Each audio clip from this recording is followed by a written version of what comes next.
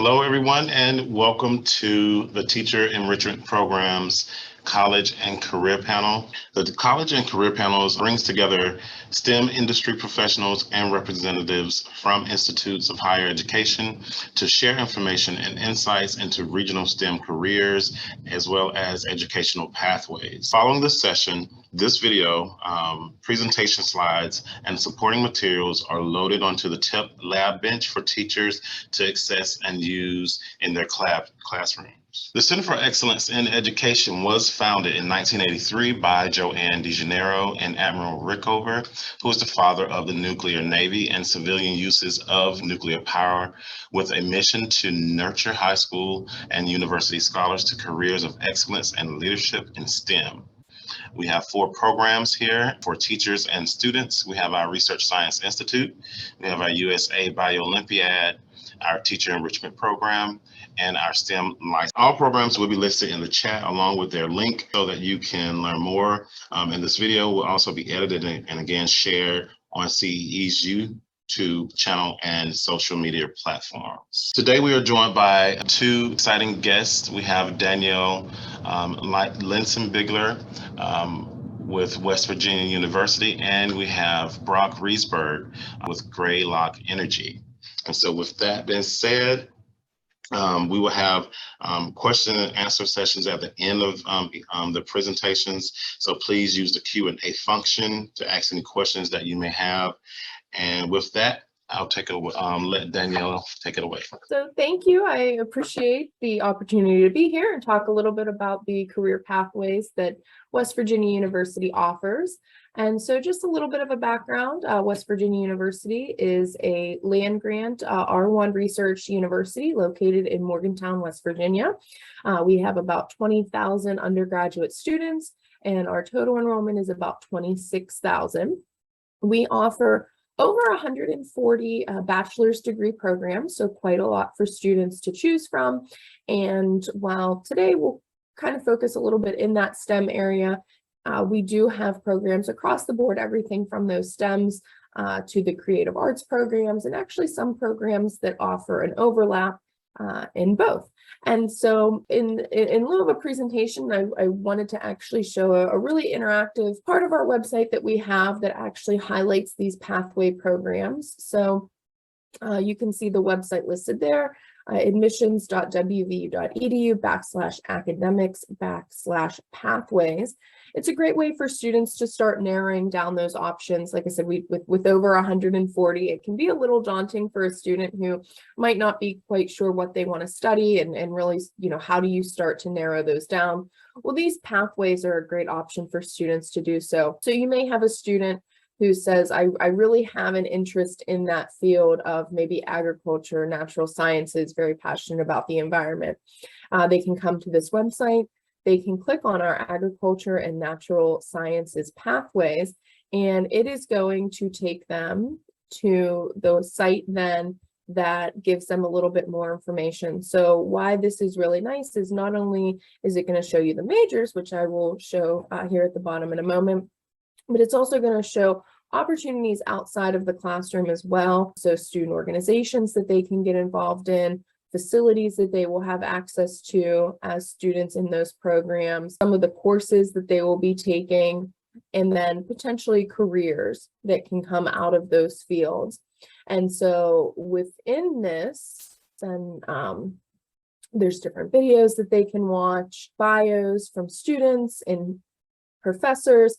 But here then they can actually see all of the majors. So a lot of times we'll get the question, do you have a environmental studies program? And the answer is yes. We offer many different types of programs. A lot of these are going to fall into that STEM related area, but also some that are in different areas as well. But these are all within our agricultural and natural sciences pathways. So why this is nice for students to kind of take a look at is it really is hard for a 10th, 11th, 12th grade student in high school to know all of their options available. So they may look at these lists and say, agribusiness management, I didn't even know that was something that you could study, or energy land management, biochemistry.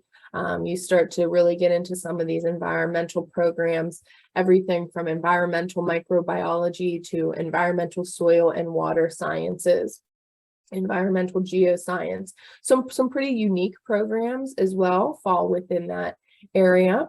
Back when West Virginia University was founded, we were actually founded as the Agricultural College of West Virginia. So they have very deep roots in that field that we continue today, not only with our programs on campus, but also the 13 different farms and forests that we have throughout the state of West Virginia. And so these are great programs for students who might not see themselves sitting at a desk from 9 to 5, that traditional desk job. Many of the programs that fall under this agricultural and natural sciences pathway are going to be areas where you're going to be out into the field quite a bit. So that's the agricultural and natural sciences pathway. We also have a lot of areas. I hear a lot of students that say, I really like the field of psychology, or I've taken a psychology course. But within the behavioral and social sciences pathways, there is definitely more than just psychology. And so again, every one of these pathways is going to start off the same. As I mentioned, student organizations, facilities, courses, careers. There will be videos, bios, and then the majors. So you will see as we're going through here, there are some overlaps. So, within that art education, you're going to find this in our creative arts pathways as well. But everything from coaching and performance science, child development and family studies, which is actually one of our online programs, criminology, very popular program at WVU. A lot of students like to combine kind of that psychology and criminology together. Very popular, but the criminology for WVU is a sociology-based program. So you can see we actually have a very specific program in mental health and addiction studies that would fall under that pathway. So again, it's nice because again, it gives students kind of a wider view. Certainly nothing wrong with coming in and majoring in psychology.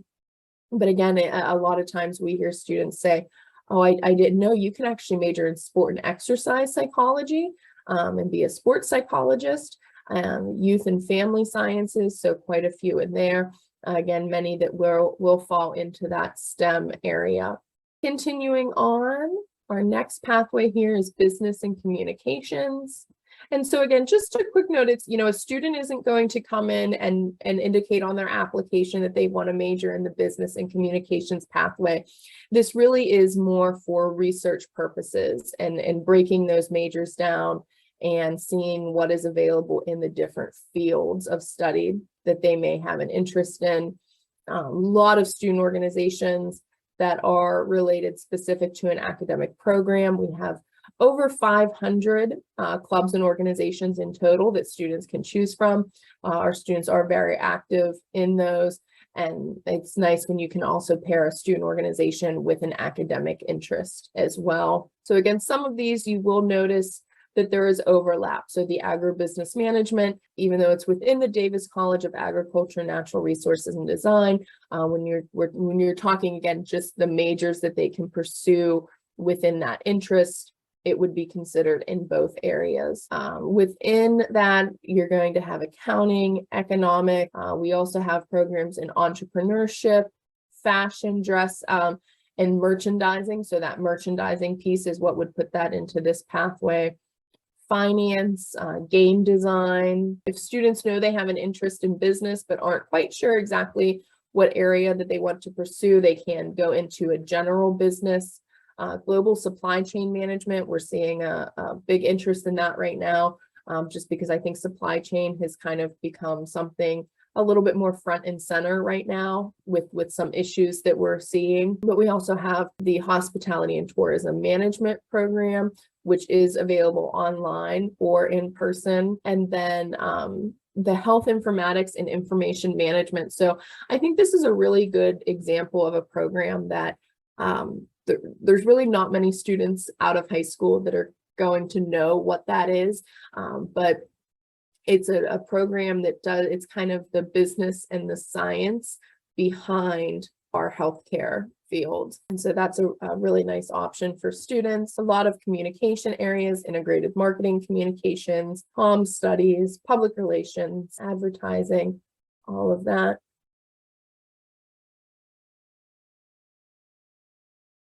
So we also have a program specific to organizational leadership. So that really gives students the foundation to go out and work in the nonprofit sector. So that's where we see a lot of students gravitating with that degree. We do also have an education pathway, so students can see all of the different ways that they can get into the area of education.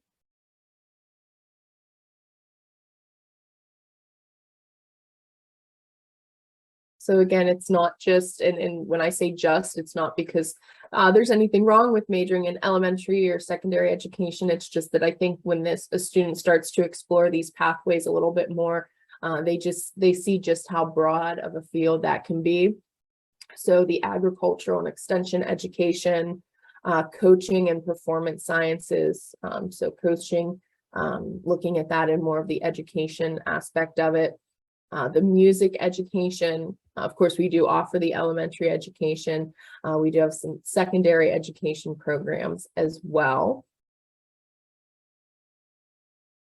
Students who would like to do secondary education in a STEM field would actually come in and major in that specific STEM area and then do their teaching certification. We do have an exploratory pathway, so students do not have to declare right away if they're not sure what they want to study.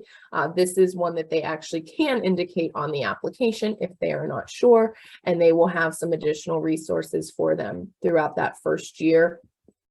Healthcare, I always recommend that students check this one out when they say they have an interest in healthcare or do you have any healthcare fields.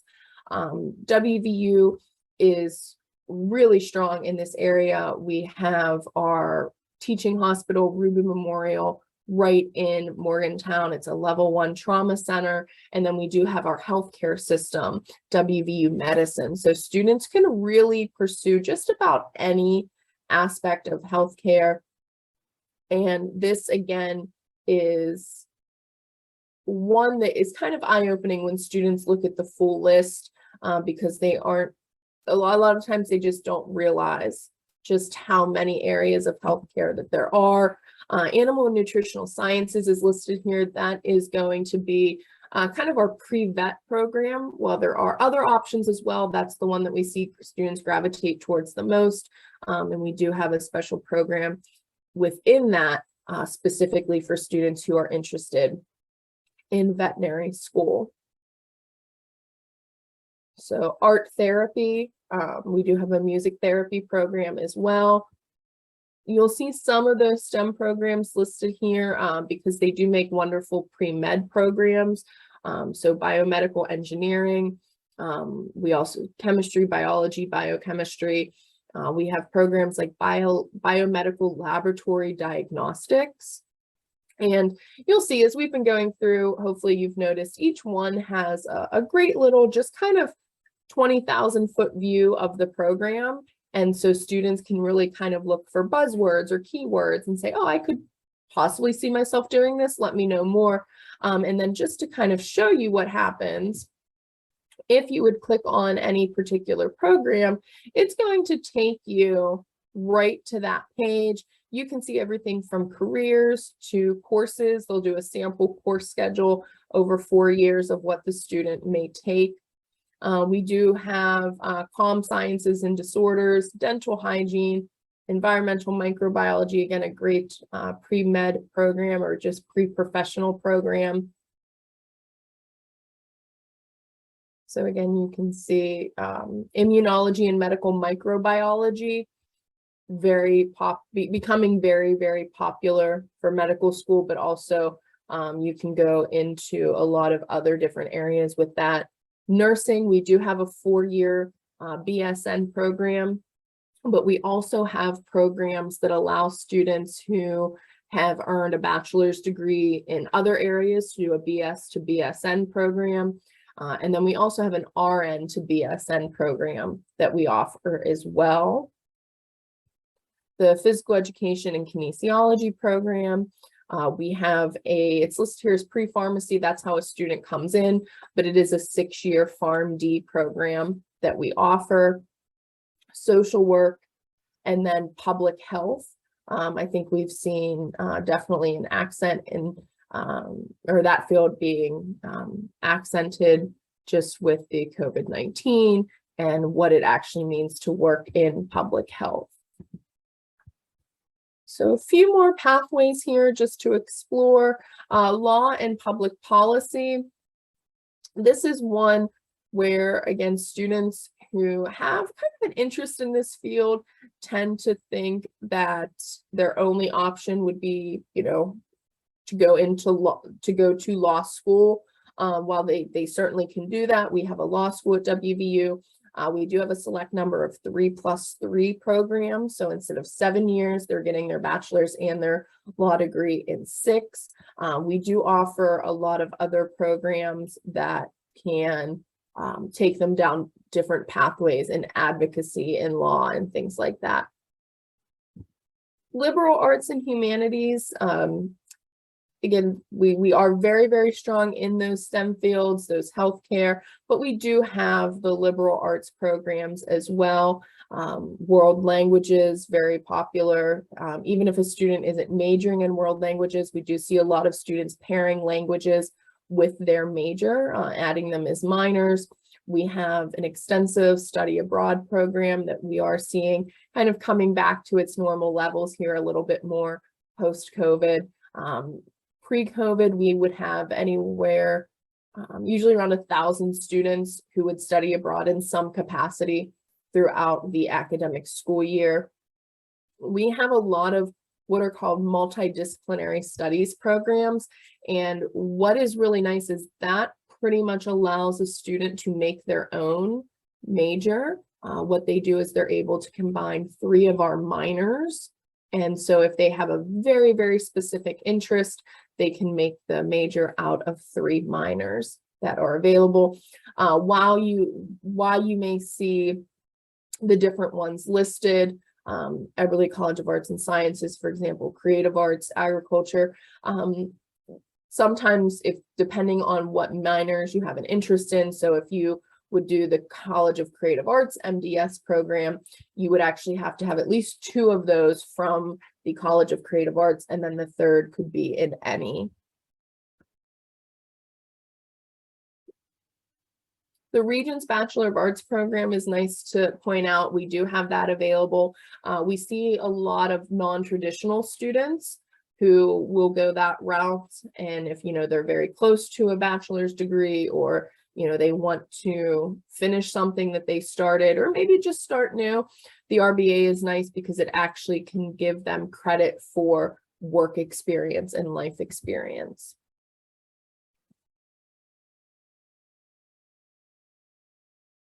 So the visual and performing arts pathway, and this is something a lot of people don't realize just how many programs we offer in this area. Everything from acting to art therapy, art education, art history, design studies, art and design, everything within there. Painting, drawing, sculpting, ceramics, graphic design, a lot of music programs. Music and health is the program that I mentioned that kind of combines 2 different areas. So if a student wants to go on to medical school, but really loves music and wants to have that as their primary focus for their major, they can major in music and health. It is a music degree, but it's also going to add in all of the courses that would be prerequisites for medical school or those professional healthcare programs. Puppetry, we do actually have one of the only puppetry programs in the country. There are not many of those. Theater, not just acting, but also you can see the theater design and technology piece as well. And then the technical art history is one of the only of its kind. So that is kind of an overview of a lot of our pathways. I know we are focusing a lot on the STEM pathway today. We do have a lot of great engineering programs, science, math, very hands-on, very experiential learning opportunities. A lot of those, I mentioned our R1 research designation earlier. So students, while it is available in any pathway that they would pursue, we're definitely seeing a lot of that research being conducted in these STEM areas. So the biometric systems is a very unique program for our engineering program. Chemical, biomedical, civil, computer engineering, computer science, cybersecurity. We actually have a dual degree program that allows students to graduate with both the computer science and computer engineering degrees. So if they can't decide between the software and the programming piece, it actually allows them to graduate with both. We do have a couple different dual degree programs within that area. Another one being a dual degree program in aerospace and mechanical, data science, electrical engineering, energy, land management. You can see, again, some of these environmental ones we did see earlier, but at the core, they are a science-based program. So you'll see them listed here. Forensics, we do have one of the best programs in the entire country for forensics due to our accreditation levels and the facilities that we offer. And students can choose from forensic biology, forensic chemistry, and forensic examiner, depending on which area they have an interest in. So, geology, you can see again a few of these, the human nutrition and foods, industrial engineering, management information systems is becoming a very popular one as well. Neuroscience, we do have the Rockefeller Neuroscience Institute dedicated to the study of human memory at WVU. So a lot of students who will major in neuroscience will get experience at that facility as well. And then physics, within the physics program, there are a lot of different areas of emphasis that they can pursue. So a popular one that I hear is astrophysics. That is one of the areas of emphasis. And so hopefully this has given you a better feel and idea for the scope of the programs that we do offer at WVU. The different schools and colleges that we have, 13 in total, that offer those programs. And so definitely STEM and beyond is available at WVU, and hope that you were able to learn a little bit more about those programs. All right. Thank you so much again, Danielle, for sharing.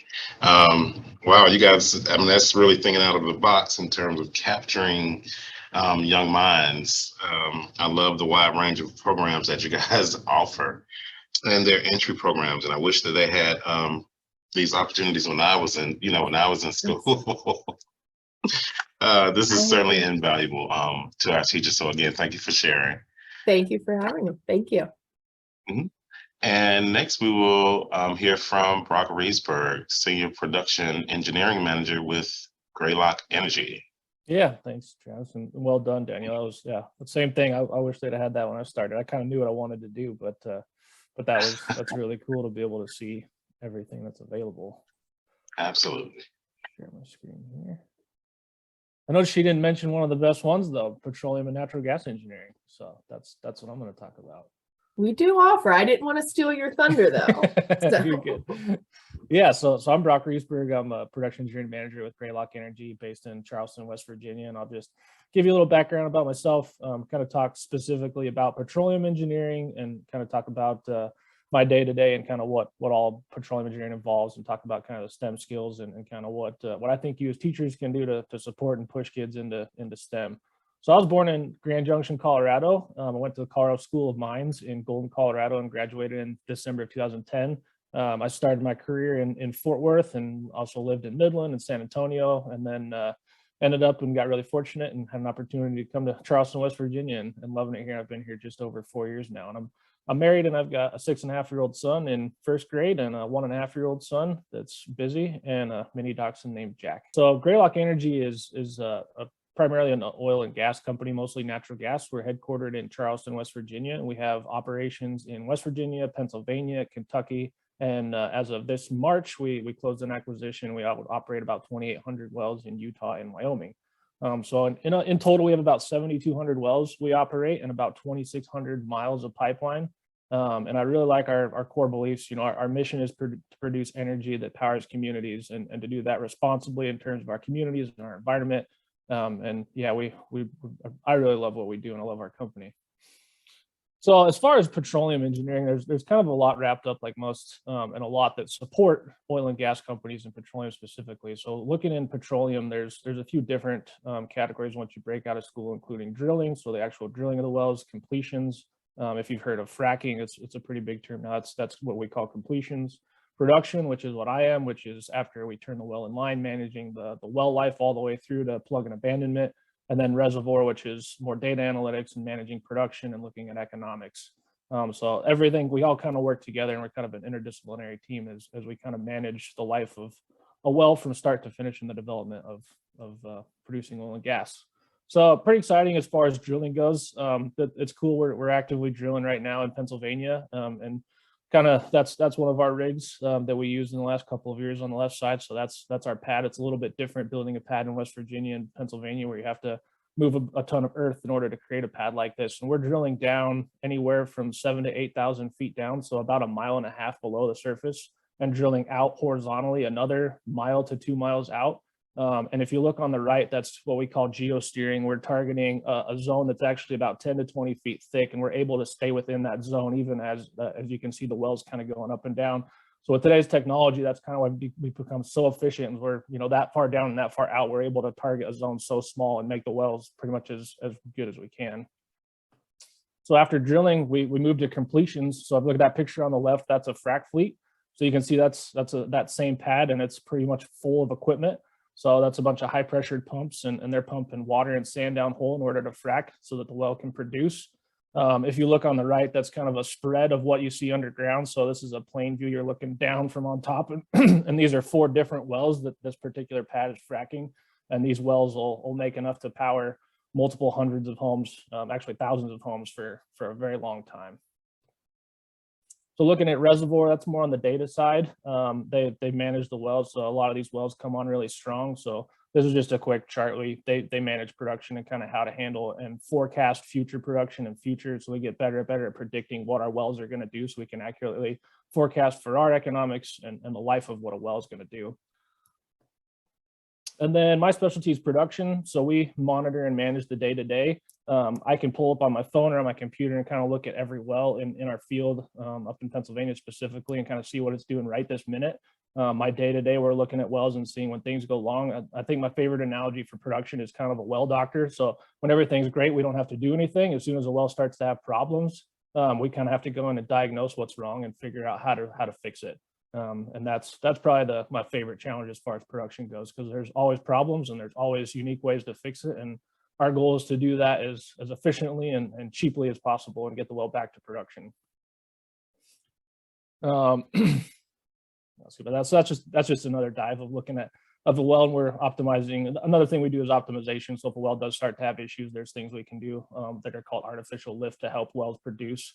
And that chart on the right is kind of, that red line is normal production. And you can see after we put in what we call an artificial lift or a plunger system, we flattened it out and kind of made production stable again.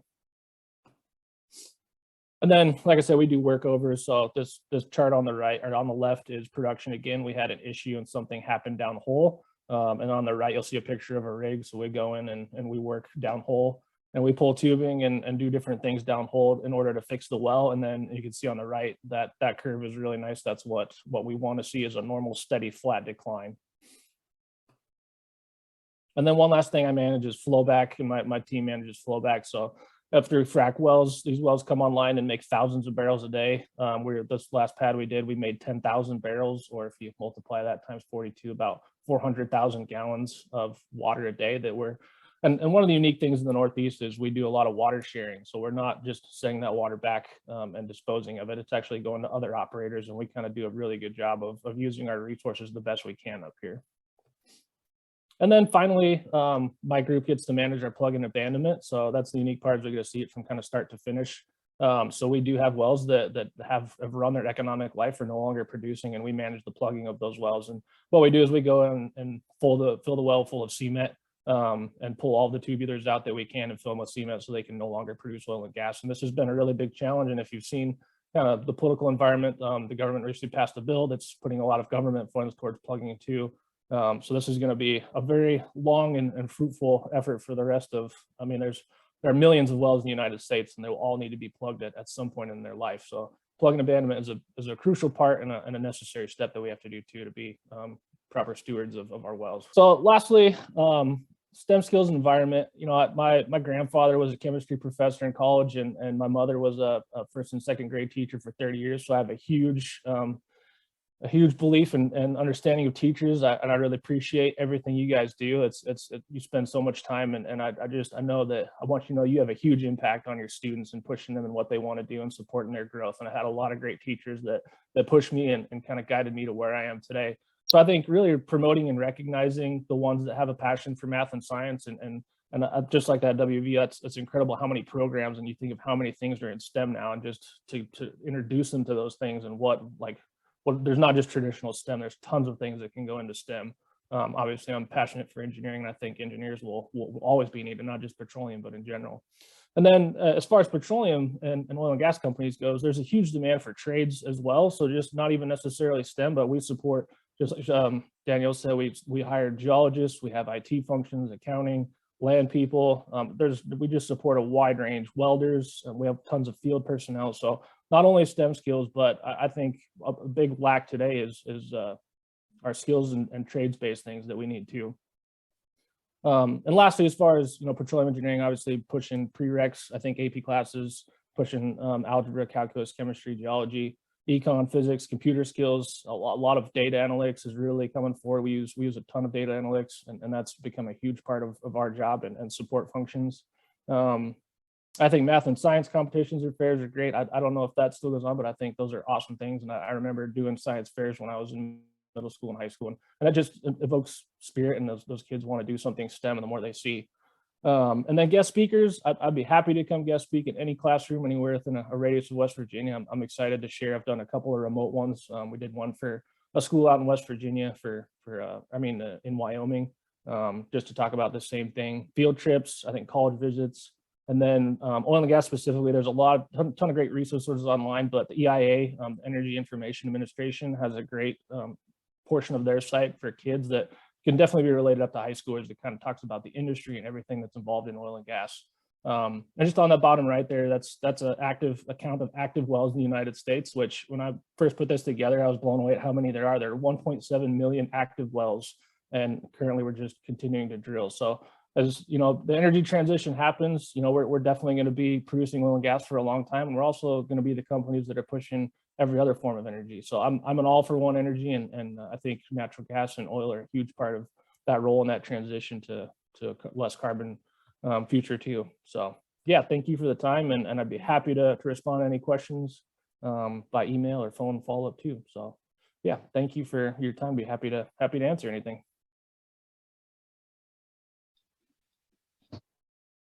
Okay.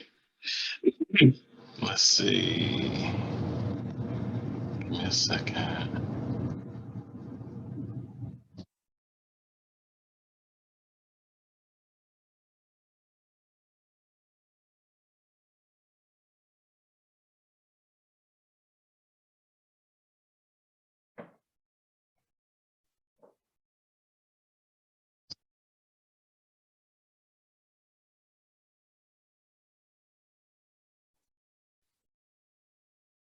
There we go. All right. All right. And again, thank you for that, Brock. It's always interesting to hear kind of, what you guys do on a daily basis, and to give us kind of that peek into the world of engineering and production, especially with oil and energy, which is kind of top of mind right now in a myriad of ways. Yeah. So let's see with the questions, and I did have One for Yeah, locally Danielle. in West Virginia has petroleum natural gas, and then Marietta is another school that offers petroleum specifically out here. Not that we do have a lot of East Coast employees. I happen to be one of the few West Coasters that's out here. Okay, I'm sorry. Say it again. You have what? Marietta offers a petroleum degree as well in Ohio, and then West Virginia, and then Penn State also offers petroleum natural gas courses too. Okay, so those are programs specifically for petroleum. Correct. Yep. Okay. And so Danielle, the question I have is, do you have anything coming up that would be of interest to teachers or students? Any events? Yes, so we have a lot of different events throughout the year. We are still offering some virtual, so if you maybe live a little bit further away from campus and aren't able to get there as easily, we have virtual options, but we do have a lot of in-person options as well. Open house events, we'll have 2 of those in the fall. Easiest way to see all of our events is if you go to admissions.wvu.edu, and in the top right corner, there will be a link that says visit. And so you can see everything that is coming up. We do also have an engineering specific open house that they host as well for students and families. And one other question, excuse me, do you offer, you have so many offerings, so I'm pretty sure you do. Do you know if you offer any dual credit opportunities, like for juniors or seniors? We do. So we call that our high school access program. Students who have a certain GPA can actually start taking that with parental and counselor approval in 10th grade. They can take those courses, but we do. And so ideally, they would enroll at WVU and use those, but we do have some that will take them in high school and then transfer them to other universities as well. And they are available at $25 per credit. Awesome. Okay. Thank you. You're welcome. And let's see, Brock.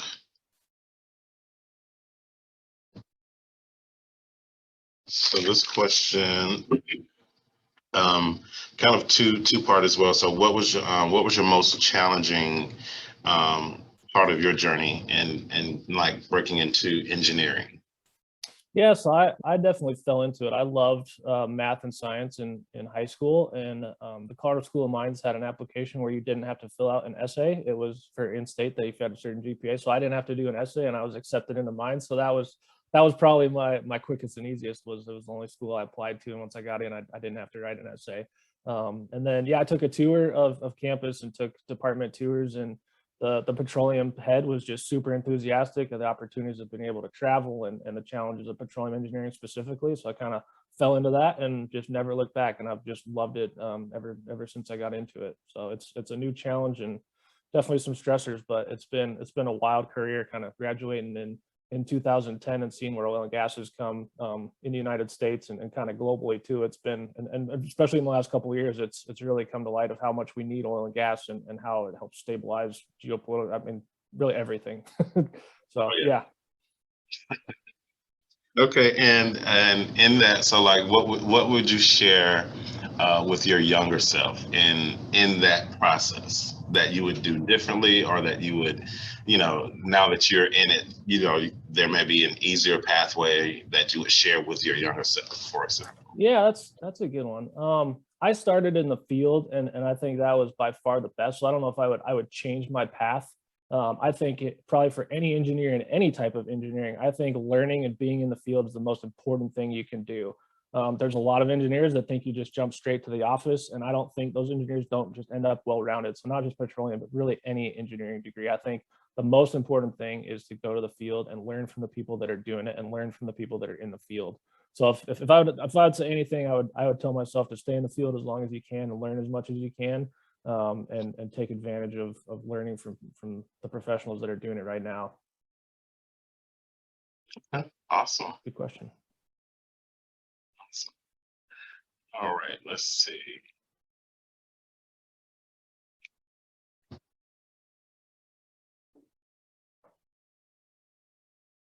All right, and again, we would love to thank our guests, Danielle Linsenbigler and Brock Reesberg, for joining us this evening. We thank you all for joining us as well. Again, remember, you can check us out on cee.org, and we look forward to seeing you and talking with you soon. Thank you. Have a good evening. Thanks to all the teachers out there.